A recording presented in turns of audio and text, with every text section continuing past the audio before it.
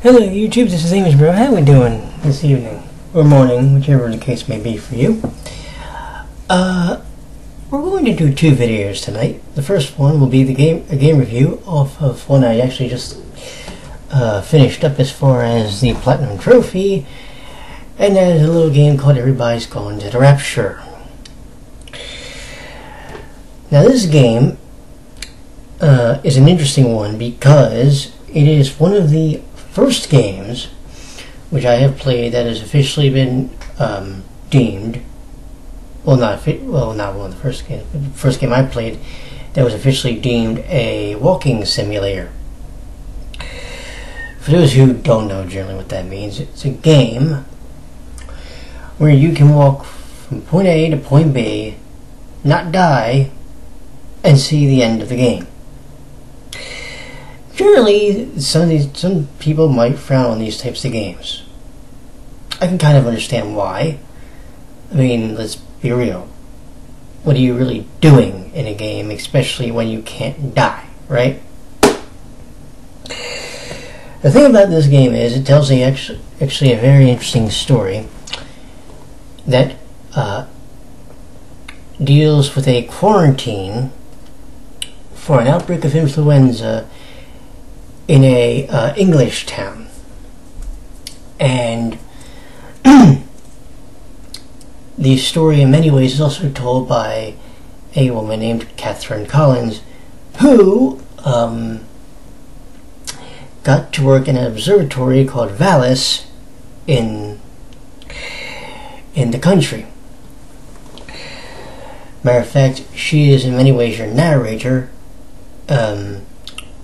through different radios that you find in the game. You also, however, get the option to get the story told to you by the people in each of the chapters. There's effectively about, let me think, I would say there's about, I don't know, 5 or 6. It ends with Stephen.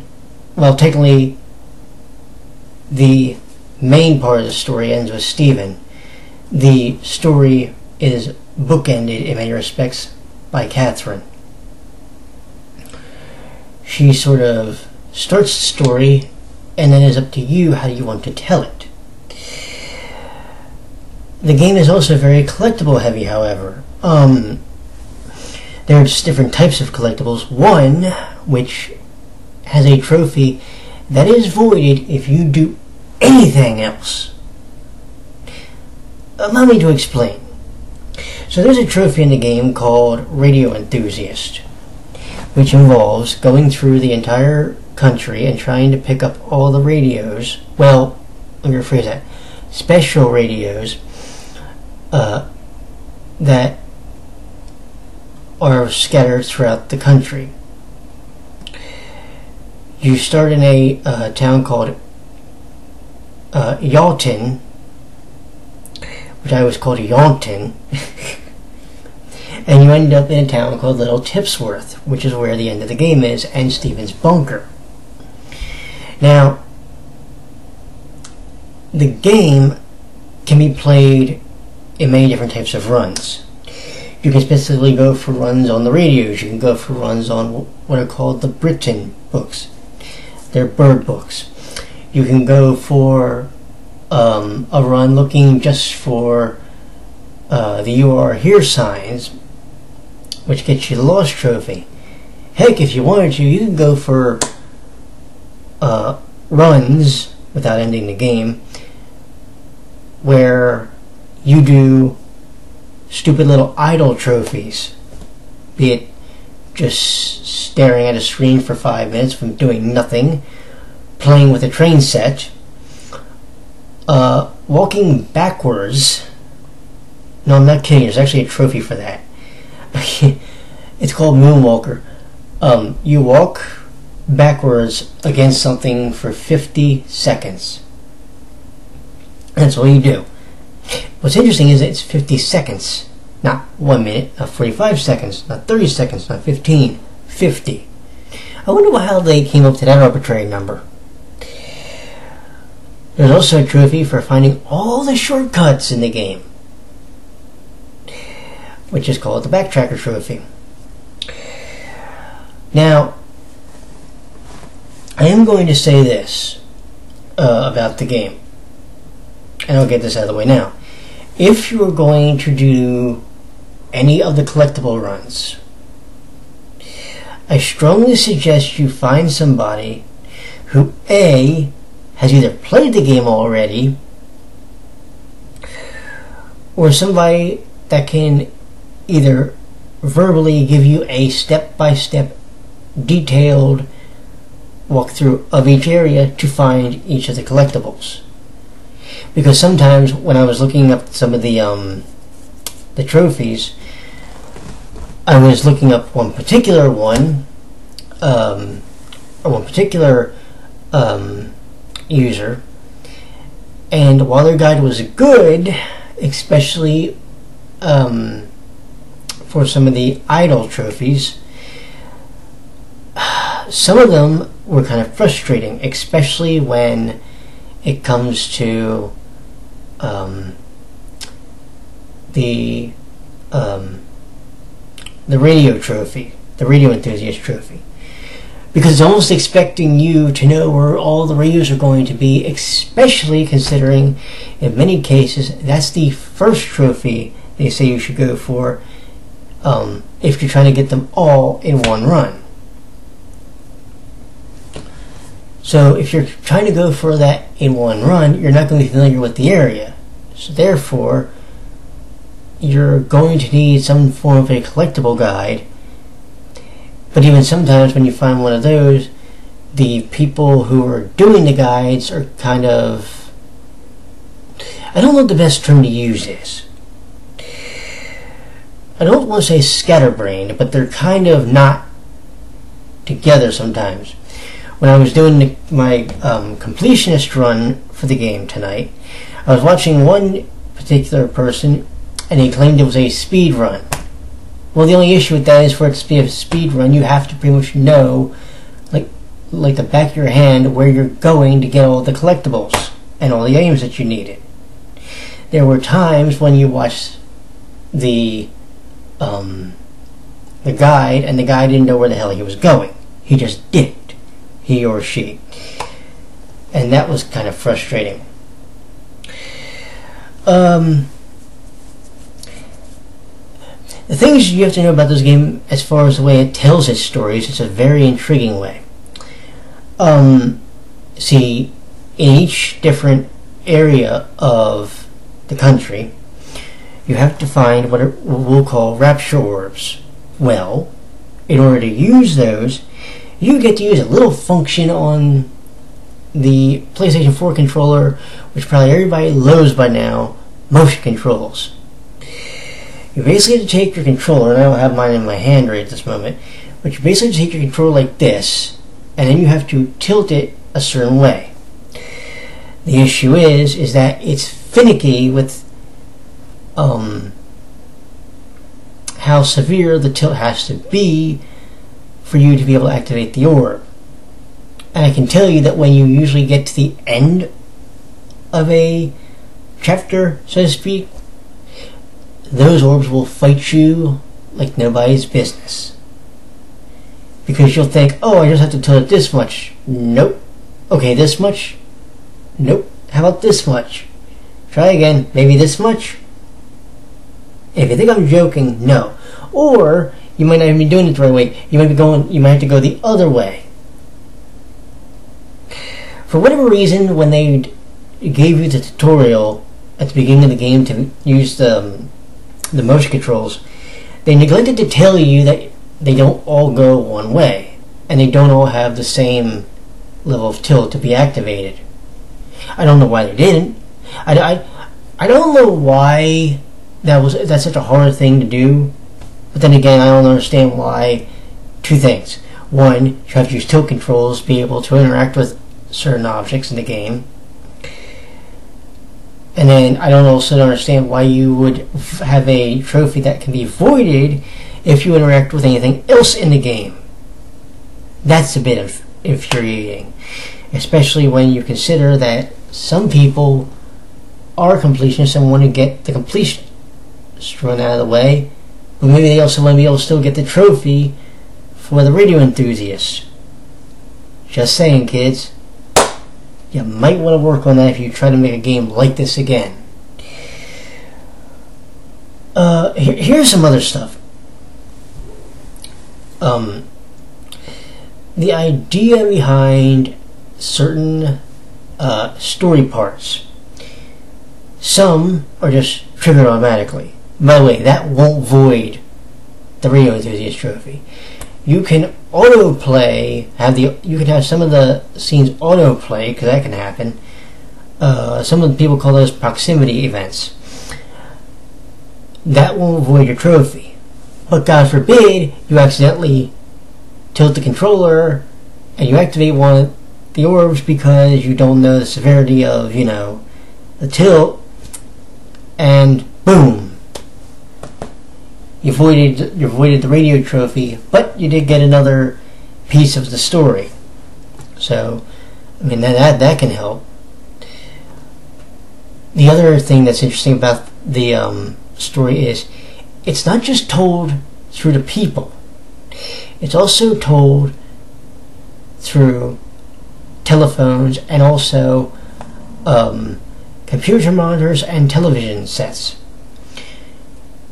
as they focus on excuse me, one specific part of the country, and that specific area excuse me, and that specific area of the game is essentially where the end game is going to be.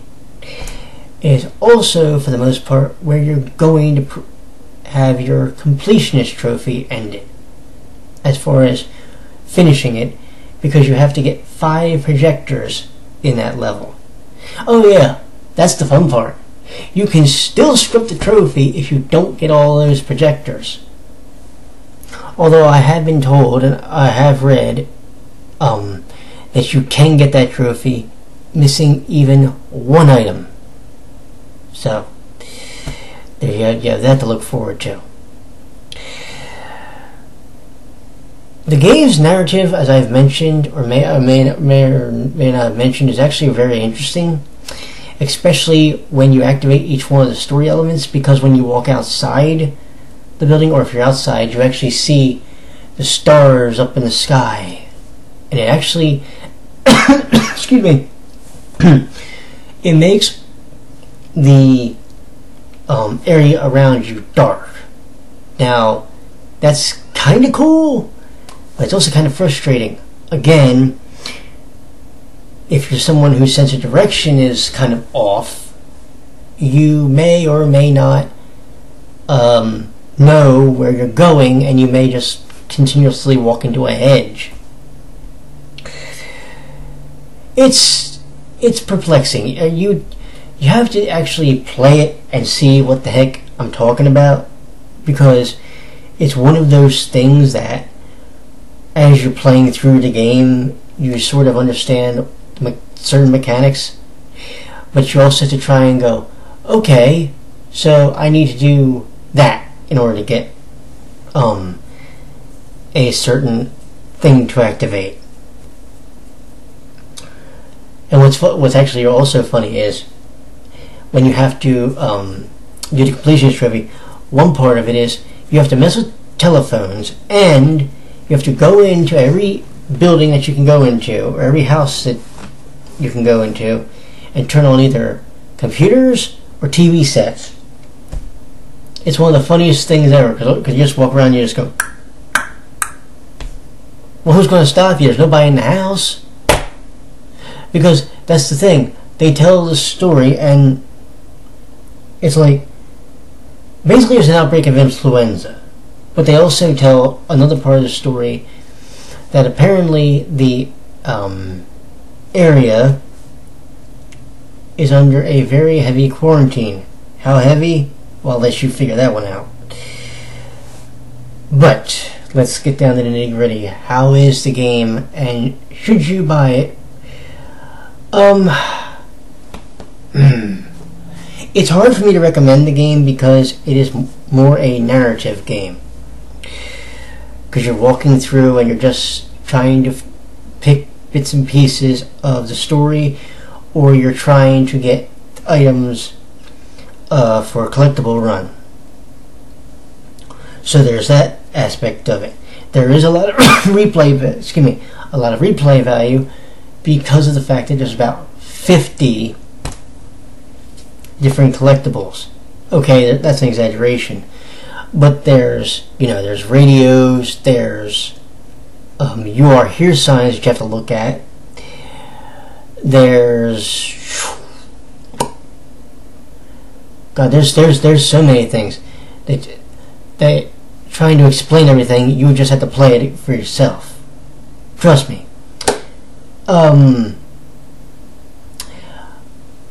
Also, graphically, they do some interesting things with it, like the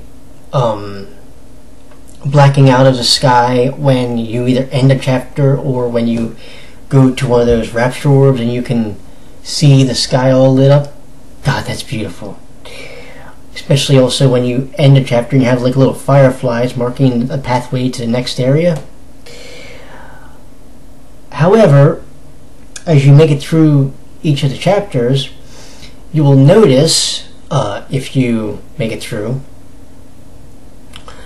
that the frame rate kind of chugs a little bit.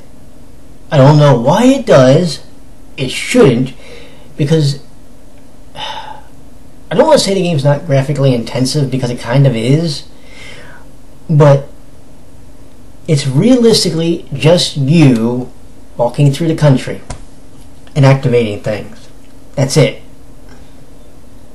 It's the most mind-blowing thing that I've ever seen, where you don't really have much going on as far as, you don't have any like gunfire or lasers shooting around or anything of that nature. Your biggest frame rate drops come when the time of day phases come in. That's it. Everything else is for the most part fine. But as you go through different parts of the story, it advances, or as you walk through different parts of the country, it advances the day-night cycle, and when it does that, you can clearly see that it's not a smooth transition from one phase to the next. So there's that to consider. I would say that if you're interested in these types of games, especially for trophy hunting and the Platinum, matter of fact, it is one of, as easy as a Platinum as it can be, it is also one of the rarest Platinums achieved currently. It stands at about, on PSN, about 2.9. Consider that for a second, and then think about whether or not you actually want to go for it. Trust me, you'll know after you look at the trophy list whether or not it's something you really want to try. I did because, well, I wanted to get my 18th Platinum, and I'm pleased to say that I succeeded in that. Number 19 is going to be coming up in the near future, so there's also that to consider. But I can't really say yes or no whether you should check this game out. It's a personal preference. If you like story-driven games, if you like games that are just kind of like chill games like this, by all means play it. Otherwise, give it a pass, because you'll just get bored, and that's no fun, right? Anywho, you take it easy. I don't know what the next game review is going to be. It may be Life is Strange, but we'll have to wait and see. Next video is actually coming up in a couple minutes, so I'll see you then. Take care. Bye-bye.